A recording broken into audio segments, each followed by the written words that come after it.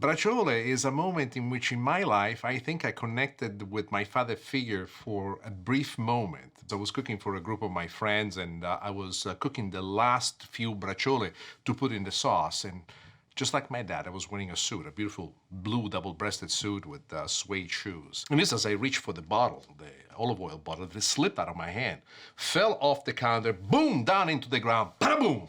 It was an explosion. There was waves of olive oil all over the kitchen floor. It was right on top of my pants, on top of my shoes.